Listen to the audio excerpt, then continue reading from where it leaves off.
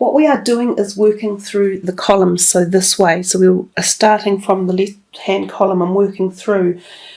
So we have that major arcana at the very top, and he's the Fool reversed. So the Fool reversed is, and I don't do reversals very often, as you know, but if the cards are turning up, and in particular this month, they seem to have managed to do that in a couple of different readings. So remember to check your rising sign and your moon signs as well, guys, because there could be interesting and valuable messages within those readings too. But the Fool reversed is still considered a very positive card. It is one of the most important in the tarot deck. It's all about new beginnings, new lessons, new journeys, and it's about your beginnings, lessons and journeys, not someone else's. And I think for me that's why the Fool heralds such an important notification with it. Now, being reversed the way it is doesn't particularly lessen it a great deal, but I think what it is telling us is that there might be a feeling of anticipation or not quite ready to make the move yet that could be coming upon you. Like a lot of you Virgos might feel in the background that there is change coming and there is a shift coming, and you're still a little bit hesitant or not quite sure which direction to go, or perhaps even which offer to take if there are offers in the air. Now this could be in the area of your career or your personal life and relationships even. It's hard to know. But when the Fool is reversed, it is just saying there's a wee bit of hesitancy and unsureness about making these big changes that are possibly just evolving in your life anyhow. And we come to underneath and we see that beautiful, very delicate angel of love. She's so soft, the card to look at. It exudes the most gentle, glowing, ethereal pink, you know, that soft, heart-coloured connection and the calming energy of it. And she is the angel of love. So there is a possibility for some of you there might be a trepidation about pondering what direction you might be headed around new relationships, and these could be love relationships. So for some of you these could be intimate, but remember they can also be just friend type relationships, or even deepening the bond with people you already know and taking a relationship to a deeper level. It doesn't have to be a romantic, it can be a platonic love level. Sometimes this can even indicate something like the birth of a new child coming into a family and being hesitant about, getting to meet this new person. Or maybe not necessarily a birth, but possibly a larger family or two families merging together, and you are trying to work out how to blend the harmonies and the love. It can be things like that as well. But whatever it is, there's love in the air, and we see this a little bit more as we work through your middle row, this row here in the middle. There's so much positivity in those first three cards that it absolutely almost empowers the entire reading and puts out all this sort of positive, futuristic energy of wonderful positions and places you might end up in. The third card down the bottom is summer, and it says everything that you're asking for becomes yours in the summertime. So this is giving you a little bit of a timing indicator. Some of the fairy cards are timer cards. So for some of you that in the northern hemisphere, your summer is a little bit away yet in the middle of the year. For us down here in the southern hemisphere, we are already in summer. So perhaps for some of you, these changes, these internal changes are starting to kick in at the high level already, and you may be feeling, as we say, a little bit of trepidation or uncertainty in the way they're going. But I think the messages are saying don't have too much worry about this. Let it happen and feel the love, feel the love bug instead of the worry bug or the anxiety bug. We move into the next line and we have at the top the Four of Swords and then cornucopia, and then walk away. Now they kind of give three different messages in and of themselves, so somehow they must be intertwined. But the one at the top, the Four of Swords, often means it's a good time to take a rest and a respite away from something, whether this be an overworking energy around you, or there have been too many things on your plate or too much going on. It can be a really good time to just go away for a weekend, even like a retreat, to a spa, or to enjoy being out in nature. Go for a bushwalk or a tramp through the mountains or a hike along a riverbed or by the sea. Sometimes this can also refer to spending time alone with a very close partner, and it can be an intimate partner. And this can sometimes be when new relationships are on the cusp of forming, which could be connected to this angel of love in the first row. So there's another thing about the Four of Swords. It can often, not often, but it can sometimes even indicate some of you might be booked in for a minor surgery of some sort. This can also be an indicator of a surgery coming up and needing a couple of days to recuperate. But when we come down beneath us, we see this cornucopia. This is the card of magic in this particular deck. It is probably the most revered and the most wanted. It is all about penultimate success and pleasure and happiness and satiety and finding everything in your life as in a blissful state. It's the card that says things are coming to you that you have dreamed about and desired. There is this cornucopia energy in the air. Success is there. It's a very golden, wealthy looking card full of the harvests of life. So it's also a little bit about saying that the things you have done or the energy you have put in are paying dividends to bring you to this position where you can reap some rewards of good dividends and good success and good luck and happiness and hard work paying off. And then underneath we've got this walk away, leave the unhealthy situation and enjoy the new doors that open as a result. So is it something that you guys have been holding on to that has prevented you from reaching through the branches of the cornucopia manifestation? Have you been holding on to something that has relented it and made it impassable for months or possibly a year or even two? Have you found yourself stuck in a place where it wasn't what you wanted, it wasn't your vision? Because if that's the case, they're saying that perhaps by having some time out at the top and thinking about things and re-evaluating things and reconnecting again, you find the cornucopia of life and you manage to walk away from any negativity that you've previously been going through. Or you make the attempt to start to walk away and turn things around. You know, we come to the next line as well, and we've got the Seven of Swords, and then underneath the, which also adds to 7, so 2 sevens in a row there, which might be something to ponder upon. The number 7 for you could be relevant in the month of February. And 7 is very much about the fundamental principles of psychology, inner evaluation, and a road to seeking philosophical or esoteric connection. It's about the spiritual essences of life. But we come back to the 7 of Swords at the top, and I don't like this card. It's one of the least favourites of mine in the deck, and it's not even one of the major arcanas. But I often think that when it turns up, there's some deceitful activity going on around you, or the possibility of some deceitful activity. And this can be in a group of friends. It can be new people you come across who could be trying to dupe you out of something. It can be work colleagues or a boss or something that is happening at work. What it tells you is to be very careful at this time, so maybe throughout the whole of February, about your personal privacy and your intellectual property and your things like your passport and your identification. It's when that card shows up, sometimes you can get these things stolen. So if you're buying off the internet, be very careful what you are purchasing and how you purchase it. You know, what I've found in the past is a really good thing to do.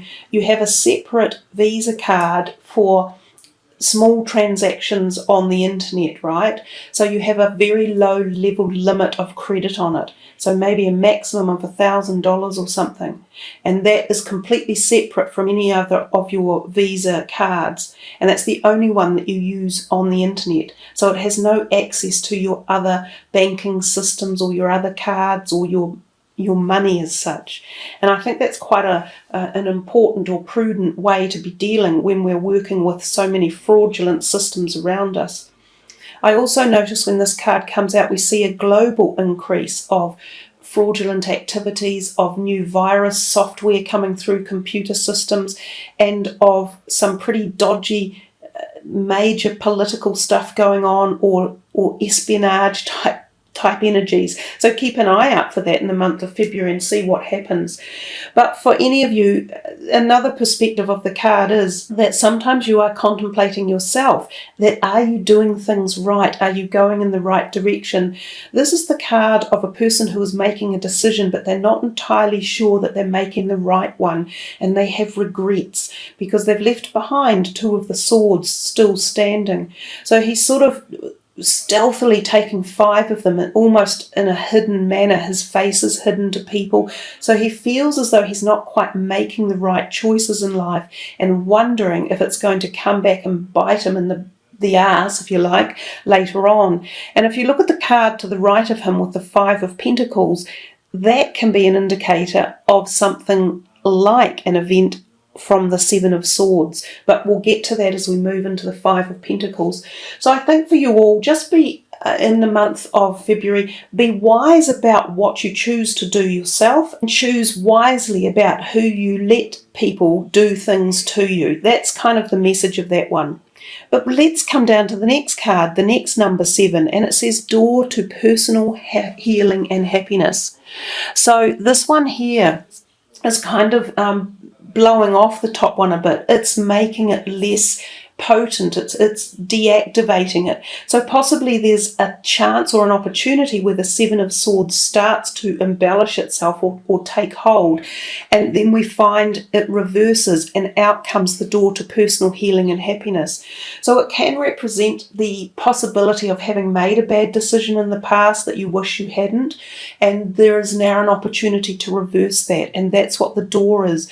So again, it's like the cornucopia. It's this opportunity to have this wonderful embellishment in life of positivity and happiness, good health in particular. So if any of you are moving through something like trying to eradicate an obsession or an addiction or a past illness, or even emotional imbalance or disharmony within relationships, this is perhaps the time now where it says that this can be enabled and to be healed over. So it's a wonderful card again to get in your reading. As I said, those 3 in a row, Angel of Love, Cornucopia, and Door to Personal Happiness. You have picked 3 of the most powerful, magnetic, wondrous cards that have turned up. And then when we get to the bottom one, the new career, it says your work focus is shifting in a positive, new and successful direction.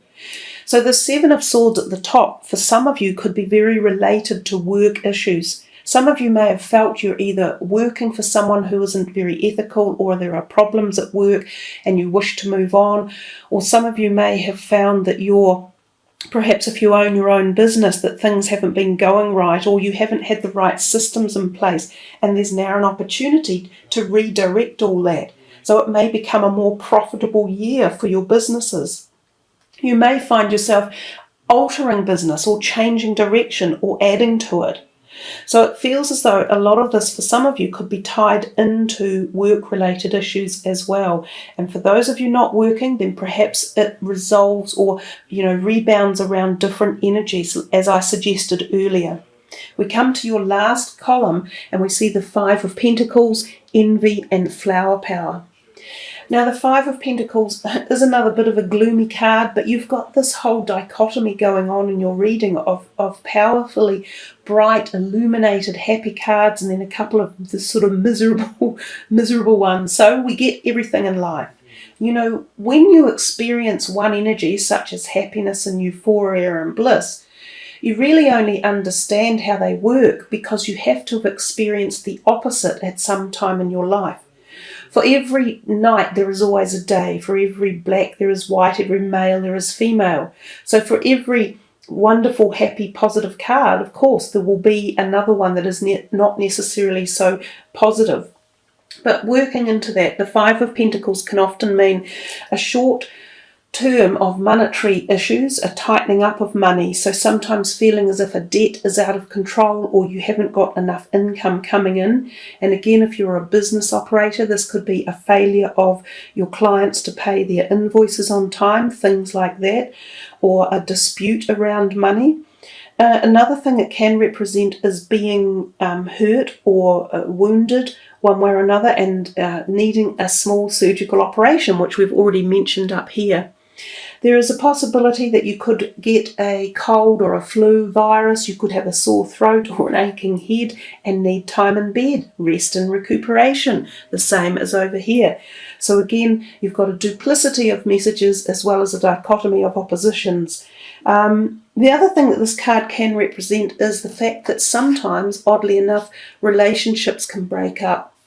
And it can often be the woman who leaves the man behind, and when this card comes out. And apparently that's becoming a little bit more prevalent in modern card energies that people are picking up.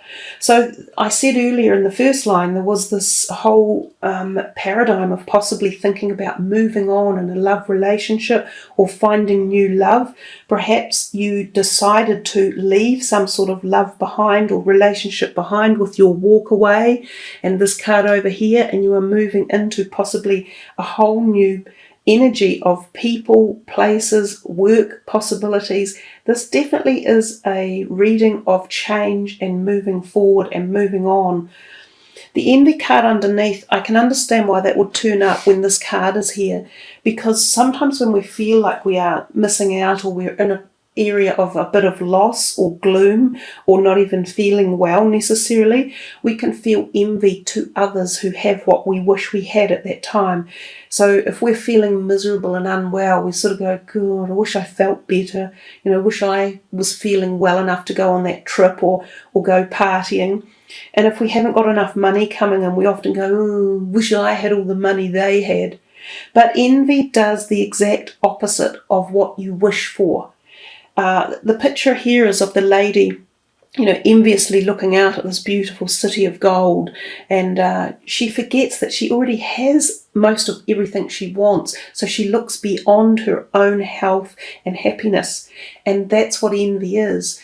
So instead of looking out and wishing you had something that someone else has, you bring yourself back to what you have got and you show gratitude and appreciation and drop the envy off. Because when we allow envy in, you can be guaranteed of this much: you will never ever receive that which you are envious of, because that's how the universe works. That's how the whole synergy of The Secret works, and that's what it's all about. Envy is one thing to just give up and get rid of. And then the last card at the bottom, the flower power, it says spend time with flowers and flower essences to increase your personal healing power. So I think that's a really nice card to end that column. It tells you that you have the ability yourself, perhaps through naturopathy or healing herbal essences or just time again in nature, to heal yourself that way. There are a lot of wonderful remedies available for us all in the realm of healing. And if we only just take the time to, divest ourselves a little bit further out from the Western medicine route and into alternative therapies, we can find that we heal so much at so many levels.